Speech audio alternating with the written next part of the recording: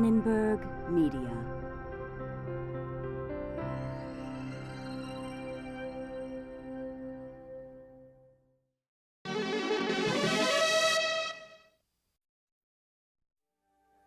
Is it possible to relive an operation in your subconscious?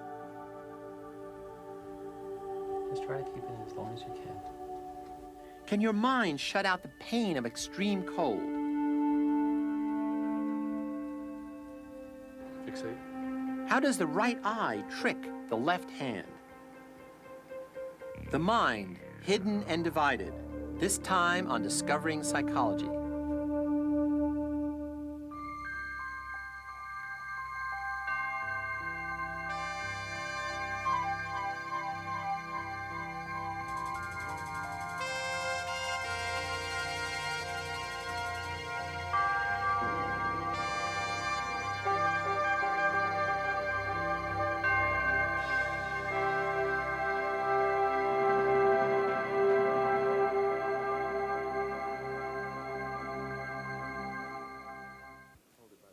Consider an ordinary operation under anesthesia. The patient is unconscious. All indicators are normal. But then the surgeon finds a growth that could be malignant. He says out loud that the patient may have cancer. Fortunately, it's a false alarm. The growth is benign. The operation is successful, and the prognosis is excellent. The patient should feel fine in a few days, but for some reason, she doesn't. The patient became listless and moody after the operation. No one could understand why, least of all her. Finally, as her depression deepened, she sought help from a therapist who decided to use hypnosis to explore the cause of her problem. As the patient relived the operation in her mind, the truth came out. Even though she had been unconscious, she had heard the surgeon say that she might have cancer. This news was so traumatic that it plunged her into depression, even though it turned out to be false. The surgeon's comment had been buried in her subconscious mind, normally unavailable to her conscious awareness, unless retrieved by special methods, such as hypnosis. In experiments following this case, both negative and positive messages were given by anesthesiologists to different surgery patients while they were under anesthesia. None of the patients reported any awareness of what happened during the operation. However, under hypnosis, some of those exposed to negative messages gave an almost verbatim account of the anesthesiologist's comments, while others showed extreme anxiety. Another group of patients who were exposed to positive comments during their operations needed smaller amounts of painkillers after surgery and were discharged earlier than those in groups who heard only silence or music during their operations.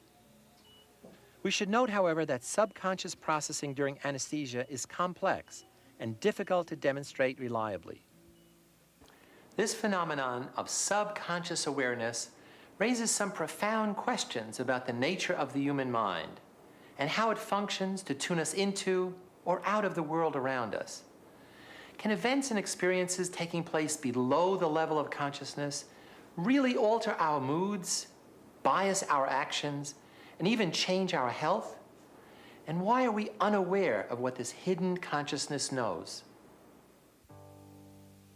In Western civilization, it has been traditionally held that reason, free choice, and carefully weighed decisions guide our actions. We assume that we have ready access to our most significant thoughts, feelings, and memories, that it is truly possible to know thyself. At the same time, the brain has been seen as a monolithic command center that can know everything because it is master of all it surveys. But recent experiments in neuroscience suggest an alternative conception. It seems that our brains are organized into many separate mini-brains, or cognitive modules. Each of these is designed to do a specific job, such as speaking, or reading, or drawing. Moreover, our minds are devoted to concealing some truths we would rather not face, either unpleasant memories or even current experiences. And so, to know thyself, one needs to explore the murky realm of the unconscious and the subconscious, where consciousness can take on various disguises.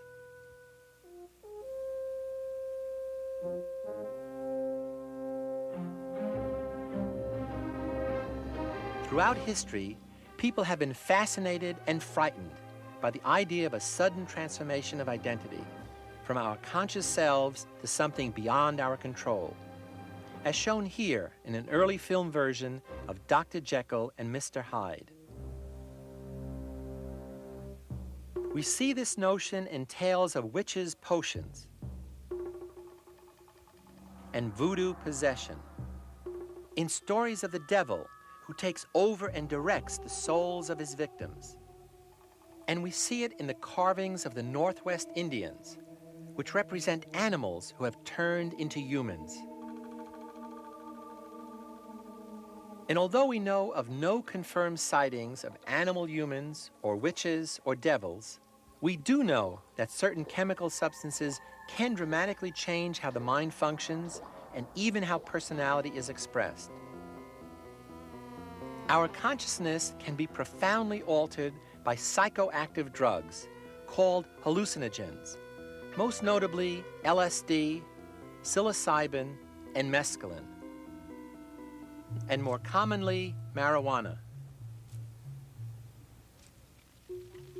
A survey of nearly 500 societies around the world reveals that 90% of them practice some culturally patterned form of consciousness alteration, sometimes with the assistance of drugs, and sometimes by meditation or fasting.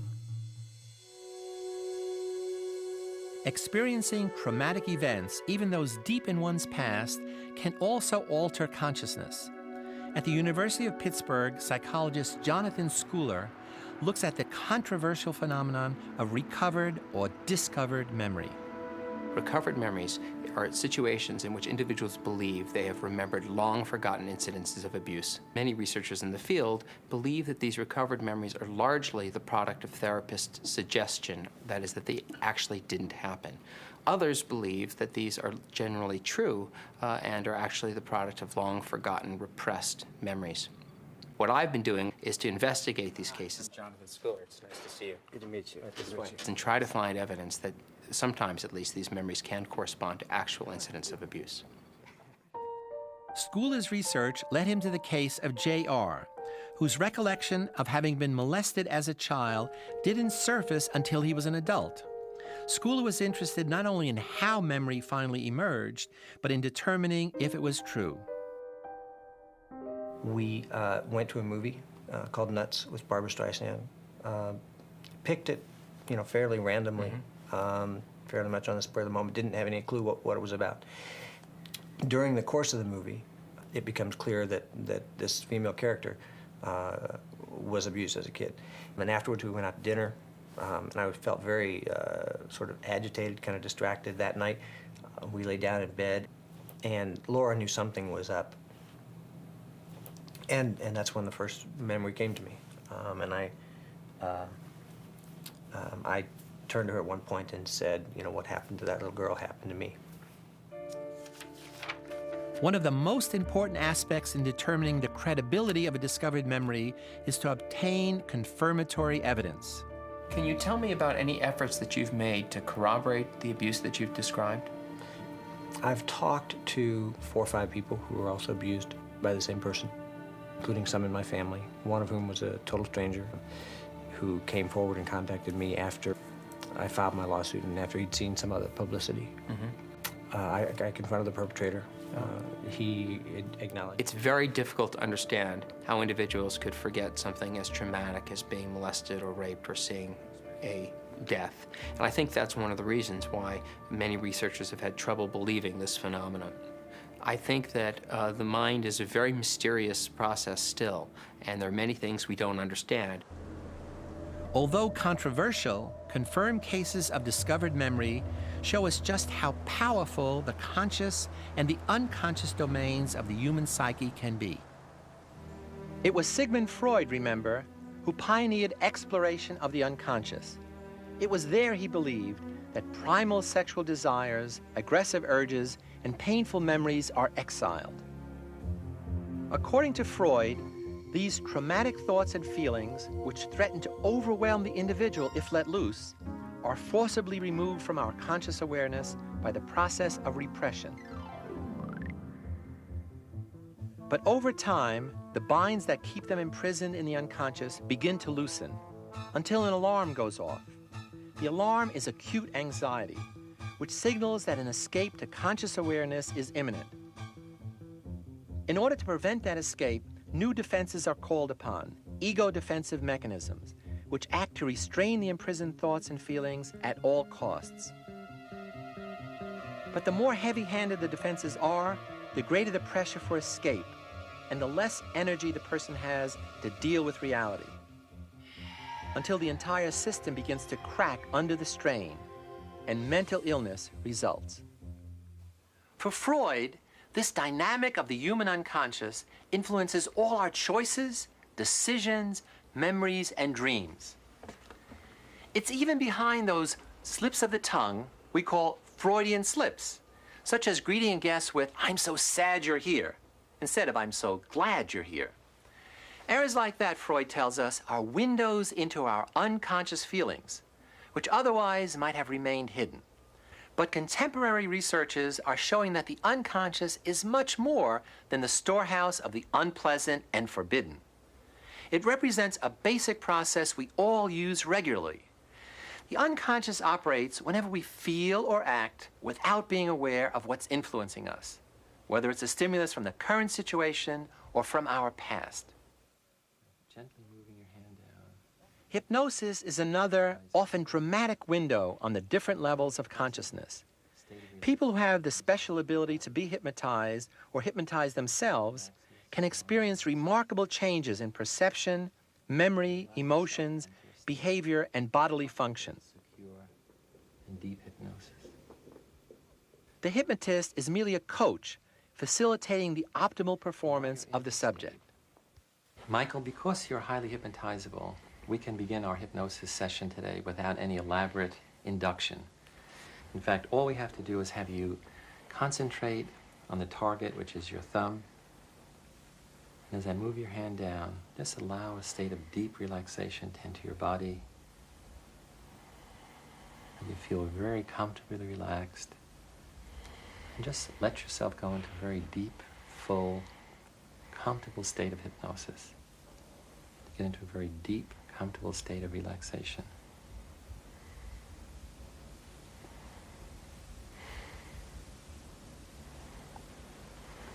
And you know that under hypnosis, you're able to change certain aspects of reality,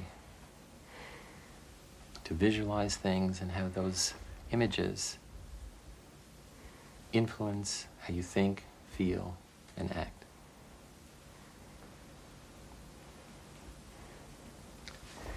Now, what I'd like to do is a consumer survey. I have here two colognes, a French cologne, which is described as flowery. And I'd like you to smell that, and then I'd like you to compare it with a second cologne. I'd like you to take a deep smell of this, Michael. How would you describe that? It's pleasant. It's kind of flowery. Do you think it's something you might wear? No. Why? It's okay, but it's a bit sweet. But it's nice. Michael, I'd like you now to sample the second cologne. This is a California cologne described as musky. I'd like you to take a deep whiff of this one.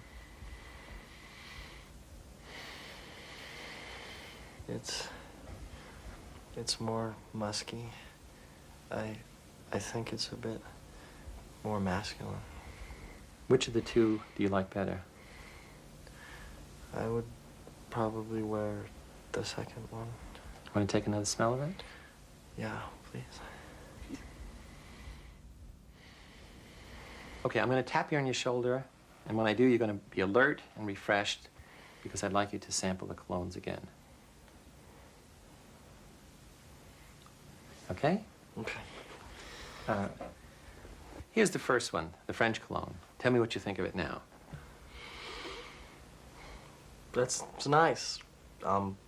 It smells a little different than when I was hypnotized. It smelled a little sweeter then, but it's okay. That's fine. Would you wear it? Maybe, but it's a little light for me. It's... Okay, and here's the second one, the California cologne. Tell me what you think of it now. Oh, no. Oh. No. That's awful. See what that is? Ammonia. Ooh, no, I think that's something I wouldn't wear. But you just said that you prefer this, that it smelled musky and masculine. It smelled a little better in hypnosis. Psychologists generally believe that hypnosis is a special form of dissociated consciousness. Mike's expectation that he will smell two colognes blocks the usual sensory response to the ammonia. You said it was a cologne and that it smelled nice, and when I concentrated on that fact, it really did smell okay. It really worked. I thought it smelled great. After hypnosis, the subject may follow a post-hypnotic suggestion and may have a thought or feeling without conscious knowledge of its hypnotically suggested source, or experience post-hypnotic amnesia, forgetting selected events by suggestion. Hypnosis can also affect biological functioning. One of the most important practical applications of hypnosis is in pain control, used in surgery, dentistry, and childbirth. We'd like to demonstrate the power of hypnosis to alter consciousness and pain control. Laura's entering a deep state of hypnosis, and as she does, she's generating an image which dissociates her consciousness from the immediate environment. Mark, who is not going to be hypnotized, is going to be the control. I'm going to put both of their hands in this ice water, and as I do, they're going to give me a rating from 0 to 10, indicating how distressful it feels. 0 is nothing, 5 is moderate pain, and 10 is the limit of your pain tolerance, at which point I'd like you to take your hand out. So let's time it. I'm going to start the clock now. Mark, what is your rating? 2. Laura? 1. 3. Laura? 1.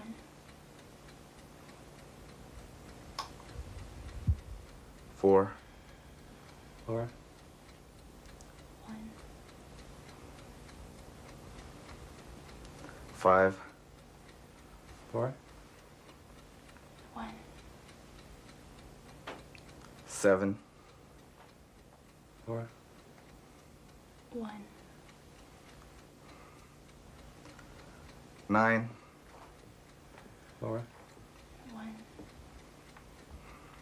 Just try to keep it in as long as you can. 9. Good. Laura? 1.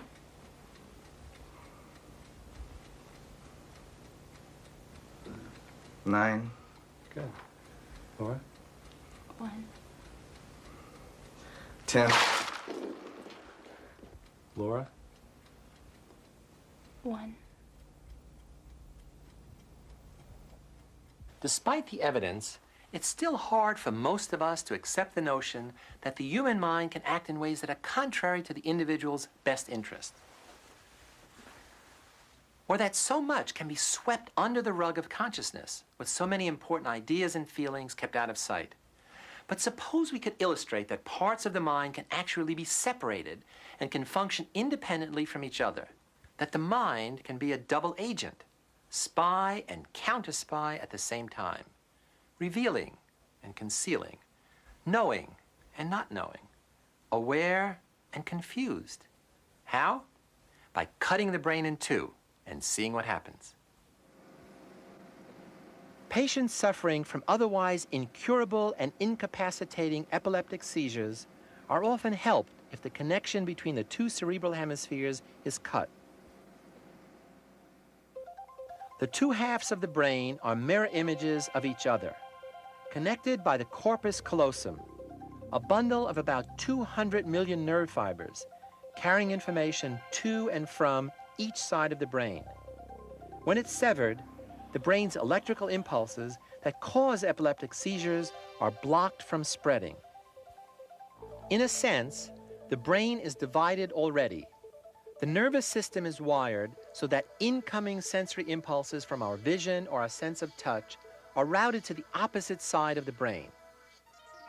So what's seen by the right eye or touched by the right hand is routed to the left hemisphere of the brain, while the right hemisphere picks up signals from the left eye and left hand. Normally, this information is then shared by both sides of the brain via the corpus callosum. But when it's cut, all that changes. Fixate on the dot, and you respond with your left hand. This demonstration shows the effect of such surgery on epileptic patients. The subject fixes her eyes on the dot at the center of the screen. The right brain sees only the left visual field, and the left brain sees only the right visual field. Fixate. When a shape is flashed in either the right or the left visual field, the subject is asked to match that shape to one of the two shapes appearing in the bottom of the screen. Fixate. Sometimes she is asked to point to the shape with her right hand, which the left brain controls, and sometimes with her left hand, which her right brain controls. When the subject has to use her left hand to match a shape that appeared in the right visual field, she makes more mistakes than when she uses her right hand, and vice versa. Fixate.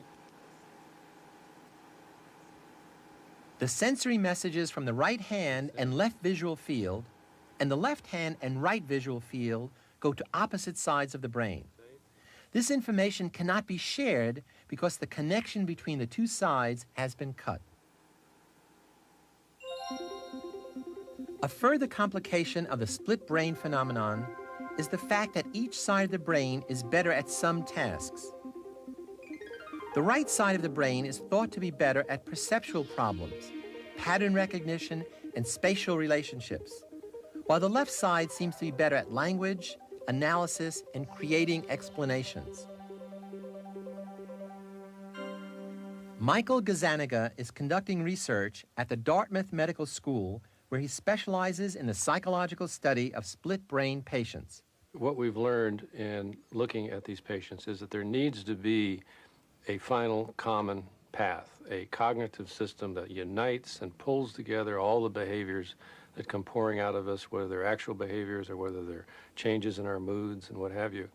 We need a system that allows for integrating this and interpreting it into some kind of continuous story about who we are and what we are and where we're going and where we've been. And studying the neuropsychological patient, the broken brain, as it were, as we say, allows you this insight. It shows you that the brain is organized in terms of many modules, many sub-processes. These separate modules can all create real behaviors. They can create changes in mood. But you certainly don't want a system that has all of these modules running off behaviors with no integration. There's got to be something that pulls all of this together into a theory of who we are and where we are in relationship to the world.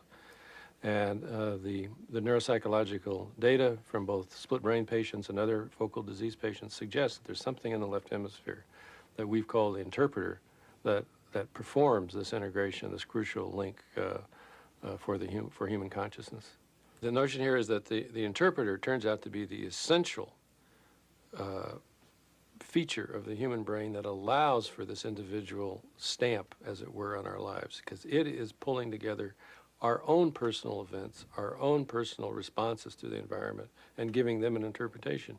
And that is going to be the system that's going to be responsible for our unique view and our unique sense of self that we all think we possess.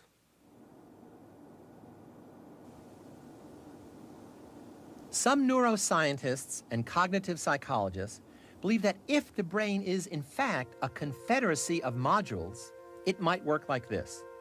One module might deal only with recognizing faces, another with mathematical calculations, a third with perceiving angles, and so on. These highly specialized multi-minds are then moved into consciousness temporarily and then moved out when no longer needed. But when the wrong mind module is moved in or isn't moved out fast enough, we're in trouble. The result is an error in judgment. So, where does this leave us? With a mind that hides what it doesn't want to accept? A consciousness that doesn't know the whole plot? A cast of character actors ready to improvise new roles? And a brain brimming with scriptwriters who don't always know what the others are up to or what they want? It's an awesome task to bring them all together, to create one integrated self, as we'll see next time. Until then, I'm Philip Zimbardo.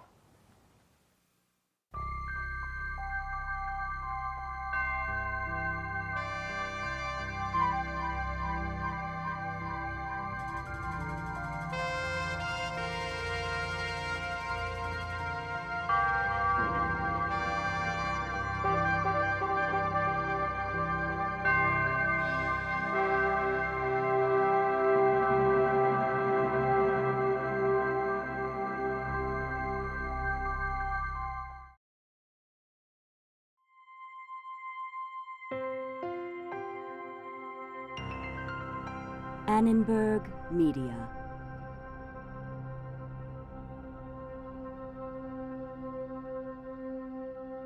For information about this and other Annenberg Media programs, call 1-800-LEARNER and visit us at www.learner.org.